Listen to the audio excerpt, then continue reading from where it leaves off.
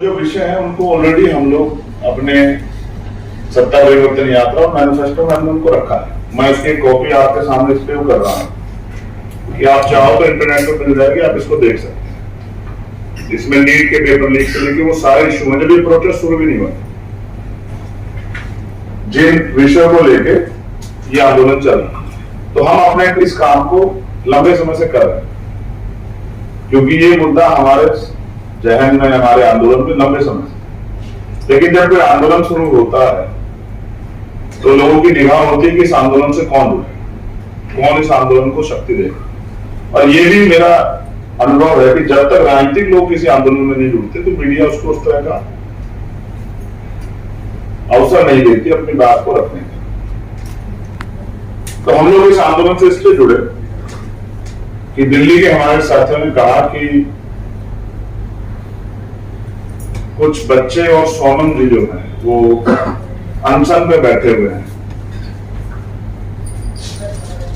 बात ये नहीं है कि वो हमारी पार्टी से है या नहीं है, लेकिन हर व्यक्ति की जान कीमती है और अन्याय का वो सामना कर रहे हैं और सही विषय पे लड़ रहे हैं, तो आपको उनकी आवाज उठानी चाहिए। और जैसी मार्मिक वीडियो उनकी आई थी, आपको याद होगा, आई थिंक वो 12वां-13वां दिन था, तो हर व्यक्ति ये कह रहा था कि इनका अनशन खत्म होना चाहिए। उस आंदोलन के मंच से जुड़े लोग मेरे पास आए कि हमें आपकी मदद की आवश्यकता है। तो मैंने उनसे कहा मैं 15 तारीख को आपके आंदोलन में आऊं, और मैंने एक ही बात उनसे की कि भाई आप अपना अनशन त्याग। उन्होंने मुझसे कहा कि अनशन त्याग देंगे अगर 20 तारीख का प्रोटेस्ट सफल हो जाए। तो मैंने ये भी कहा, आपने सुना होगा, कितने लोग चाहिए आप बता दो। मैं आपसे वादा करता हूं कि जंतर मंतर से लेकर संसद तक आपको लोग ही लोग मिलेंगे। फिर मैं चला आया, 18 तारीख को एक कार्यक्रम में गया। मुंबई तो खबर आई रात में, दिल्ली के हमारे जो सीनियर लीडर हैं कि साहब आज प्रोटेस्ट शायद उठ जाए। जो मंच उन्होंने डिमांड किए कि भैया आ जाएंगे तो हो सकता है कि हमारा उठ जाए और हमारा 20 का कार्यक्रम सफल हो जाए। तब सोनम भाई को उस दिन सुबह के समय जो है पुलिस ने वहां से उठा लिया। तो मैं सीधा आया एयरपोर्ट से और जंतर मंतर गया, घर नहीं गया 2 बजे से, रात के 2 बजे से, और सुबह 6:45 बजे तक वहां रहा कि अगर कोई भी बात होती है तो कल ये ना कहूं औरों की तरह कि मैं सो गया था, मेरी जानकारी में नहीं था कि इतना बड़ा अन्याय हो गया है। इसलिए मैं वहीं रहा और फिर वहां से चुपचाप चला। जब दिन निकल गया लगा कि अब कुछ इस तरह की स्थिति नहीं थी। और मैं इनको ये भी बता के आया कि 19 तारीख को कोई आपको उठा नहीं पाया, क्योंकि इतने लोग आ जाएंगे कि फिर इस प्रोटेस्ट को कोई हिला नहीं पाए। प्यारे साथियों, क्योंकि बहुत लंबे समय बाद शिक्षा को लेकर आंदोलन हुआ, और ये जो आंदोलन था ये युवाओं के भविष्य से जुड़ा हुआ, और युवा क्या है, वो इस देश के रीढ़। तो ये मात्र पेपर लीक का विषय नहीं। पेपर लीक जब होता है तो वो सीधा हमला होता है भारतीय संविधान की प्रस्तावना में जो अवसर की समता का अधिकार है, और भारतीय संविधान की प्रस्तावना उसकी आत्मा है।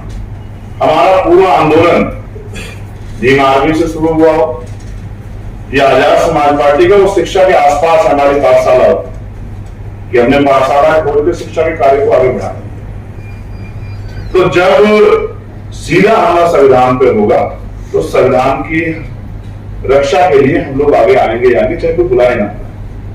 हुआ भी ऐसे युवाओं के भविष्य को ध्यान में रखते हुए, क्योंकि पेपर लीक संविधान पे हमला है तो ये सबसे बड़ा राष्ट्रद्रोह, इसमें 10 साल की सजा पर्याप्त नहीं है। मैंने ये भी अपनी तख्ती में रखा था कि इसमें उम्र कैद जैसी सजा होनी चाहिए और उसमें बेल भी ना। कई ऐसे मौकों का कितनी ऐसी आपने धारा बनाई, लेकिन जो पेपर लीक देश के भविष्य को बर्बाद कर रहा है, सुसाइड कर रहा है, उस पर आपने जो है 10 साल की सजा। तो इस पे भी ऐसा ठोस कानून बने कि कोई इस तरह का अपराध करने से पहले सोचे। प्यारे साथियों, 20 तारीख को जो हुआ ये आपने और मैंने देखा। मैं तो मौके पे मौजूद था। 11 बजे हाउस चला, 10 मिनट बाद अर्जन हो गया। हम हाउस में नारा लगाते रहे कि शिक्षा मंत्री इस्तीफा दें। अध्यक्ष जी ने कहा कि क्वेश्चन आवर चलने दीजिए, मगर क्वेश्चन से बड़ा क्वेश्चन ये था, जो हाउस का जो बजट बिजनेस था उससे ज्यादा, कि बच्चे सड़क पे थे। तो हमने अध्यक्ष जी से भी कहा कि शिक्षा मंत्री इस्तीफा दें, इस पर चर्चा हो, लेकिन हाउस अर्जेंट हो गया। मुझे बताया गया मेरे साथी द्वारा कि बच्चे सड़क पे चले आए। यहाँ मैं ये भी जानकारी आपको देता हूँ, आप कंफर्म कर लेना कि मैंने मंच से कहा था कि बहुत बच्चे आएंगे, सारे इतिहास में पहले कभी इस तरह के प्रोटेस्ट ना हुए, इनको जाने मत देना इस प्रांगण से बाहर, क्योंकि जब ये नौजवान सड़क पे जाएगा, और ये किसी पार्टी संगठन से जुड़ा हुआ नहीं, छात्र है, और जब कल कहीं पुलिस इनके साथ सख्ती पेश करेगी तो ये भी चुप नहीं है। तो आप मंच के लोग कोशिश करना कि बच्चे यहीं रहे, यहां से ना जाए, और यहीं से आप सरकार से वार्ता करना कि आपकी मांग तो मान है। लेकिन जब 11:15 बजे के बाद मुझे पता लगा कि बच्चे निकल आए हैं, तो मुझे लगा कि अब चैन से बैठना ठीक नहीं। तो गाड़ियां पूरी जाम थी, गाड़ी छोड़ के हम लोग वहां गए, हेडक्वार्टर से निकल के, और जहां जहां लाठीचार्ज होता हम बच्चों के बीच में गए। पुलिस और उन बच्चों के बीच में ढाल बन के खड़े हुए। पुलिस से कहा कि नौजवानों को, देश के भविष्य को, युवा को चल के आप विरोध को रोक नहीं सकते, तो लाठी मत चलाओ। और बच्चों से भी मांग की कि शांति प्रिय तरीके से बैठे, आगे ना जाए। आप आगे हैं, आपकी उपस्थिति सरकार के लिए चैलेंज है, सरकार तो सुनेगी। दिल्ली है, देश का दिल है, पहले तमाम पूरी जगह सब मंत्री, राष्ट्रपति जी, उपराष्ट्रपति, प्रधानमंत्री यहाँ रहते हैं, गृह मंत्री यहाँ रहते हैं, शिक्षा मंत्री यहाँ रहते हैं, जिनके इस्तीफे के लिए आप आए, तो आप बैठ जाओ, और आपके 2-4 घंटे शांतिपूर्वक बैठने से ही सरकार को जवाब देना पड़ेगा, वार्ता करनी पड़ेगी। ऐसे हुआ, सरकार ने वार्ता शुरू की। यही वार्ता का सरकार 1 हफ्ते पहले कर दे तो शायद इस तरह की स्थिति ना बनती जो बनी। रात हो गई, हम लोगों को जैमर लगे हुए थे, फोन भी काम कर रहे थे, लेकिन जब मैं ऑफिस गया अपने, और मैंने वो वीडियो देखी जिसमें बच्चियों को मार रहे हैं, बच्चों को मार रहे हैं। मैंने वहां तो देखा प्रोटेस्ट में कई बच्चों के सर फटे हुए, कहीं पैर पे चोट लगी। मैंने बच्चों को भी सख्त रूप से कहा कि जब आप घर से चले तो तय करके चले थे ना कि भाई चोट लाठी में लग सकती है, आप तो ये भी करते गोली खाएंगे, अधिकार लेंगे, तो अब मत घबराओ, लाठी लगती तो बैठ जाओ। पहले तय करो कि लाठी की लड़ाई लड़े या जिस अधिकार की रक्षा के लिए आप आए उसकी लड़ाई लड़े। बच्चों ने तो बात मान, पुलिस के कई अधिकारियों ने गैर जिम्मेदार रवैया दिखा। उसका परिणाम क्या हुआ कि पूरी दिल्ली पुलिस पर सवाल खड़े, जानबूझ के दौड़ती हुई बच्चियों को, क्या शब्दों में बयान करूं, किस तरह से लाठियां मारी गई। भीड़ जहां जगह नहीं है, 10 लोग खड़े हो सकते हैं, वहां 2000 बच्चे खड़े हैं, और आप उन पर जबर डंडा चला रहे हैं। भगदड़ मच जाए, कितने बच्चों की जान जाएगी, क्या रवैया था, किसके कहे पे हुआ, क्यों हुआ? क्या ये बाहर के लोग, क्या ये भारतीय युवा नहीं थे, भारतीय नागरिक नहीं थे, क्या टैक्स नहीं देते? तो इसलिए उस दर्द ने मुझे मजबूर किया कि अब क्या, रात में सोया जाए, लड़ा जाए। तो मुझे लगा कि लड़ा जाए, तो लड़ा जाए तो कहां? वहीं जहां देश का संविधान लिखा गया, वहीं जहां देश की सर्वोच्च शक्ति, वहीं जहां कानून बनते हैं, वहीं जिसके लिए बच्चे डिमांड कर रहे हैं कि हमें जाना है संसद, तो वो तो नहीं आ सकते, लेकिन मैं तो चुना हुआ सांसद हूं, मैं जा सकता हूं। मैं रात में 11 बजे गया, बारिश हो रही थी, कोई व्यवस्था नहीं थी, दिमाग में कुछ चल नहीं रहा था, बच्चों का के साथ हुआ अन्याय दिख रहा था। तो मैं जाके डॉक्टर बाबा साहब अम्बेडकर की स्टैचू है, मैं मानता हूं कि मेरे लिए वो संविधान सर्वशक्तिमान है, तो मैं वहां बैठ गया। कुछ ही देर में बाहर स्पीकर शब्द गई और मेरे पास आग्रह आया कि आप सुबह बैठ जाना। तो मैंने कहा नहीं, ये मेरे लिए कोई राजनीतिक विषय नहीं है, मैं जवाब बोल नहीं पा रहा हूं, लेकिन मेरा अंतर्मन रो रहा है। जिस तरह की हिंसा हुई है वो होनी नहीं चाहिए, वो भी अपने ही देश के युवा बच्चों के साथ, बच्चों के साथ, महिलाओं के साथ। कितनी ऐसी वीडियो देखोगे, आरएएफ के जवान, पैरामिलिट्री फोर्स के जवान, पुलिस के जवान किस तरह पीट रहे थे जानवरों की तरह निर्दोष निहत्थे बच्चों को। उनके पास कोई वेपन नहीं था, वो तो अपना अधिकार मांगने आए, शायद वो कभी किसी प्रोटेस्ट में गए। मैं बैठ गया और रात भर बैठा, बारिश होती रही, सुबह हुई।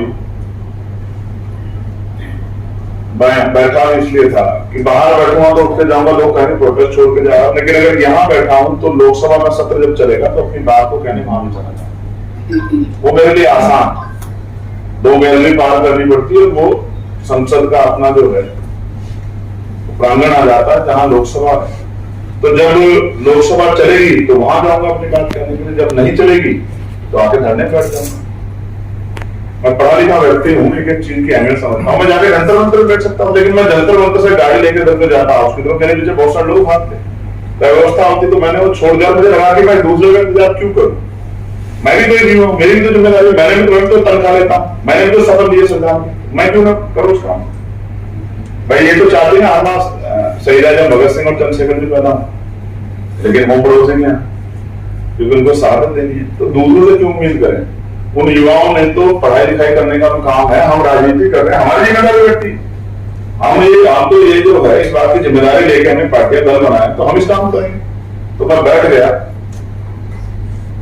एक रात गुजरी, एक दिन गुजरा, फिर एक और रात गुजरी, फिर एक और दिन आया।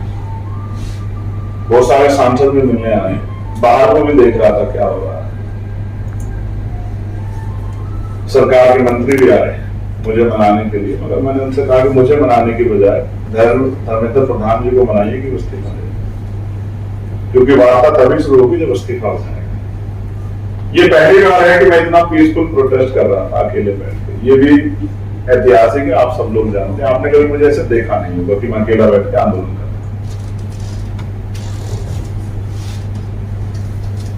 लेकिन सवाल यह है कि आज की प्रेस कॉन्फ्रेंस क्यों, आंदोलन से आके यहाँ क्यों, जब आंदोलन हो रहा था तो यहाँ क्यों बैठे। तो उसका कारण है कि कल जो हुआ शायद वो बहुत सारे लोगों ने ना देखा, मगर मैंने देखा। और मैं आपको बताना चाहता हूं कि कल जो हुआ है वो किसी भी देश की लोकतांत्रिक व्यवस्था में अच्छा नहीं। जब आपके साथ अन्याय होगा तो आप कहां जाते हैं? पुलिस के पास, एडमिनिस्ट्रेशन के पास। और जब अन्याय करने वाली सरकार हो तो जो नहीं सुन रहा सरकार का व्यक्ति, उससे बड़े व्यक्ति की तरफ हम लोग मांग पत्र देते हैं, आंदोलन करते हैं। और जब सरकारी दमन करने लग जाता तो कहां जाते हैं? सरकार दमन को कराते हैं कोर्ट में। और जब राज्य के कोर्ट ना सुने, हाई कोर्ट ना सुने, तो हम कहां जाते हैं? और जब सुप्रीम कोर्ट में बैठे चीफ जस्टिस ये कह रहे हैं कि हम पे अन्याय देखने का समय नहीं है, तो फिर क्या किया जाए? जब हम पे अन्याय होता है तो हम कहते हैं कि I will see you in court. और जब कोर्ट जो है, जैसे मेरे साथ कहीं ना उलझन होती तो मैं कहता हूं कि मैं आपको पार्लियामेंट में देख लूंगा, मेरा प्रिविलेज है, मैं जाके जो है दूंगा भी, मैंने दिया भी किसी के खिलाफ, अधिकारियों के खिलाफ। लेकिन जब न्यायपालिका के सर्वोच्च पद पर बैठे सबसे रिस्पॉन्सिबल व्यक्ति ये कहते हैं कि हम पे समय नहीं है, तो फिर नाउम्मीद हो जाते हैं लोग। मैं भी ऐसा ही हुआ, कल निराशा हुई ये सुन के कि हम पे समय नहीं है वीडियो देखने। हम कहां जाए? वो बच्चियां कहां जाए, वो बच्चे कहां जाए, उस अन्याय के खिलाफ कहां जाकर लड़े? अमेरिका की कोर्ट में या नेपाल की कोर्ट, कहां जाए? या रूस? मुझे लगा कि अब समय आ गया है, अब जो चुप रहेगा उसको जनता माफ दिया, अब समय आ गया है लड़ने का। और इस तरह से लड़ लेगा कि देश का हर एक व्यक्ति जहां इंटरनेट नहीं है वो भी जान जाए, वो भी जान जाए, वो भी समझ जाए कि हम निर्णायक समय में हैं। आज जो चुप रहेगा वो भी मरेगा, और जो बोलेगा वो तो किस हालत में आप देखें। तो प्यारे साथियों,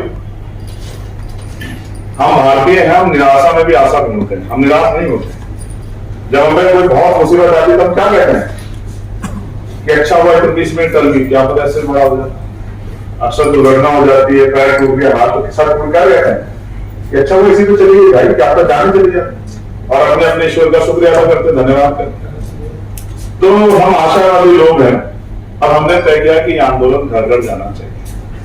हम उन बच्चों से सारी उम्मीद ना लगाएं, कुछ हमारी जिम्मेदारी भी है, हम अपनी जिम्मेदारी उठाने के लिए तैयार रहें। और आप जानते हैं, मैं जब बैठा था रात में तो जो लोग नहीं थे 20 में, अगले दिन वो भी सड़कों पे थे। इस बात को गंभीरता से आप समझ सकते हैं कि वो 20 में सड़कों पे क्यों नहीं थे, या 19 में क्यों नहीं थे, और वो 21 में क्यों थे। आप इस बात को अच्छी तरह समझ सकते हैं। तो मैं ये कह रहा हूं कि अब समय आ गया है कि हम एक निर्णायक जन आंदोलन शुरू करें। और वो इसलिए क्योंकि जन आंदोलन ही एक रास्ता बचा है। सरकार जब नहीं सुनती तो संविधान के दायरे में एक जन आंदोलन होना चाहिए, और वो हिंसक ना हो, क्योंकि हम जो जिन विचारों को हम लोग फॉलो करते हैं, इस संविधान से हम लोग संचालित होते हैं। वो संविधान कहता है कि आंदोलन करो लेकिन हिंसा नहीं होनी चाहिए। तो हिंसा से मेरी असहमति, वो कोई भी करे, चाहे वो पुलिस करे या सरकार करे या कोई आम आदमी करे। मैं हिंसा का न समर्थक हूं, न कभी भविष्य में हो सकता हूं, क्योंकि मैं तो जानता हूं, बार बार कहता, अगर हम हिंसा के रास्ते पे जाएंगे तो हमें गोली मारना आसान हो जाएगा। ये कह के इस देश में जितने प्रोटेस्ट हुए हैं, आप किसान आंदोलन देखो तो उनके किस तरह के सवाल खड़े किए गए, लाठियां भी बजी, आपने खूब देखा, कीलें भी लगाई गई, बड़ी बड़ी कीलें रास्ते बंद किए गए। जब महिला पहलवान लड़ने आई थी तो क्या क्या कहा गया। और कोई भी आंदोलन आता है तो वो कहां से फंडेड है, क्या क्या, कितने सवाल खड़े होते हैं। मेरा काम नहीं किसी को सवाल करता, जो लड़ रहा है उसको वो भी जिंदाबाद है, जो नहीं लड़ रहा है उसको लड़ना चाहिए। जब लड़ेगा तभी वो जिंदाबाद होगा, मैं इस बात को मानता हूं। इसलिए मेरी कुछ मांगे हैं इस मंच के माध्यम से, जो हम लोग बैठे हैं, अपने दल और अपने संगठन के माध्यम से सरकार, देश के प्रधानमंत्री से। मेरी आवाज उनको 2 दिन में सुन गई थी, इसलिए उनके मंत्री मुझसे वार्ता करने आए, लेकिन 30 दिन तक बच्चों की आवाज नहीं सुनी। आज ऐसे हालात नहीं होते जो भी हैं। और आपने ये भी देखा होगा, मेरी एक चिंता ये भी है, इस आंदोलन को शुरू करते हुए पिछले 2 दिन से बहुत जबरदस्त हिंसा जो है आंदोलन में हो रही। पुलिस, आरएएफ के जवान टकरा रहे हैं, बच्चे टकरा रहे हैं, मन में पीड़ा हो रही है, ऐसा ना कोई बड़ी दुर्घटना घट जाए, कुछ लोगों की जान चली जाए, फिर पछताने से कुछ नहीं होगा। इसलिए जिम्मेदारी उठाई है। पहली, शिक्षा मंत्री धर्मेंद्र प्रधान जी का इस्तीफा होना ही चाहिए, क्योंकि 20-21 बच्चों के मौत के सीधे जिम्मेदार हुआ। मुझे किसी को ढूंढने की जरूरत नहीं है कि किसने, किसकी वजह से मैं आत्महत्या का कदम उठाया। इसलिए शिक्षा मंत्री धर्मेंद्र प्रधान जी का इस्तीफा होना ही चाहिए। साथ साथ शहीद परिवारों को कम से कम 1-1 करोड़ रुपए का मुआवजा, जो मांग उस मंच की भी थी, वो उनको मिलना ही चाहिए। उसके बाद आज भी हाउस चला 2 बजे तक अर्जन हो गया। संसद में पेपर लीक और पुलिस द्वारा जो अन्य अत्याचार किया गया है, जो हिंसा की गई है, उस पर विस्तृत चर्चा होनी चाहिए बिना टाइम, जो हर व्यक्ति अपनी बात को रख सके, क्योंकि हम लोगों को कम समय मिलता है तो हम पूरी बात नहीं रख पाते। वरना तो जो हमने अपनी आंखों से देखा, ये तो होता दूर से देखना, जो मौके मौजूद था उसको तो पता है कि क्या क्या हुआ, किस तरह से आंदोलन को उकसा के और लाठीचार्ज किया गया, और किस तरह से असामाजिक तत्वों ने बढ़ के जो है उस आंदोलन को डिस्टर्ब किया, कमजोर किया। और लगातार वहां इस तरह के असामाजिक तत्व लगातार आ रहे थे, और उनको रोकने की पुलिस ने क्या व्यवस्था की, क्या उनको डिटेन किया, ऐसा भी मुझे कहीं दिखाई नहीं देता। उसके साथ साथ किसी भी बच्चे पे, छात्र छात्रा पे कोई कार्रवाई 20 तरह की घटना पर ना, क्योंकि जिन लोगों ने ये किया है, हिंसा से मेरे मन में पीड़ा है, इसलिए मैंने खुद को हिंसा के वाले रास्ते से हमेशा दूर रखा है। लेकिन मैं ये भी मानता हूं कि जब इसकी जांच होगी तो पता लगेगा कि हिंसा करने वाले छात्र छात्रा नहीं, वो वही लोग थे जो चाहते थे कि आंदोलन कमजोर हो जाए। और अगर किसी भी आंदोलन में कोई उस तरह की गाइडलाइन नहीं है तो कोई भी हिंसा करने वाला व्यक्ति आ सकता है। 1-2 दिन आपकी भाषा बोल सकता है, 2 दिन बाद उनकी भाषा बोल सकता है, और आंदोलन को कमजोर कर सकता है। आंदोलन महत्वपूर्ण है, कोई मंच महत्वपूर्ण नहीं है। हम तो एक पार्टी के वर्कर हैं, संगठन के वर्कर हैं, हम इसी की हमारी आइडेंटिटी यही है। हम जुड़े भी इसलिए थे उस मंच से क्योंकि वो आंदोलन विषय आधारित था, शिक्षा आधारित था, ना कि किसी और विषय से। उसके बाद शिक्षा माफियाओं पर कार्रवाई, साथ साथ पुलिस द्वारा छात्राओं के साथ की गई अशोभनीय व अमर्यादित घटनाओं की निष्पक्ष जांच और दोषियों के विरुद्ध कार्रवाई। पुलिस के साथ सादी वर्दी में मौजूद व्यक्ति कौन थे तथा पुलिस के हेलमेट व लाठियां डंडे उन लोगों को कहां से प्राप्त हुए, इसकी भी जांच होनी चाहिए। आपने भी देखा कई वीडियो वो पुलिस दाढ़ी रखे हुए लोग, उस तरह कलावा वाले हुए लोग, उस तरह से मतलब आइडेंटिफिकेशन हो रहे जो पुलिस का काम ये रूलिंग में नहीं आता है। एक अलग आइडेंटिटी के लोग उस तरह के, वो कौन थे, उनके पास सरकारी डंडे कहां से आए, सरकारी जो है वर्दियां कहां से आई, इसकी जांच होनी चाहिए। वीडियो अवेलेबल है। वैधता अवधि समाप्त हो चुके आंसू गैस के हानिकारक गोलों का प्रयोग अपने ही देश के युवा बच्चों पर क्यों किया। साथ साथ प्रदर्शन स्थल पर स्थगित वाहन तथा पत्थरों से भरकर कहां से आया, इसकी निष्पक्ष जांच कराई जाए। पुलिस कर्मियों के पास किलो वाली लाठियां कहां से आई, वो किलो से किसान आंदोलन याद आ जाता है। वो लाठियां देखी जिनमें कीड़े लगे हुए थे। जिस बच्चे को लगी होगी या जिस बच्ची को लगी होगी शायद वो कभी लौट के दिल्ली की तरफ ना आए आपके इस व्यवहार के, तो उसकी जांच हो और उसका उपयोग करने का आदेश किसने दिया, इसकी भी जांच होनी चाहिए। साथ साथ पुलिस में केंद्रीय सशस्त्र बलों के जवानों की वर्दी पर नाम पट्टिका क्यों नहीं,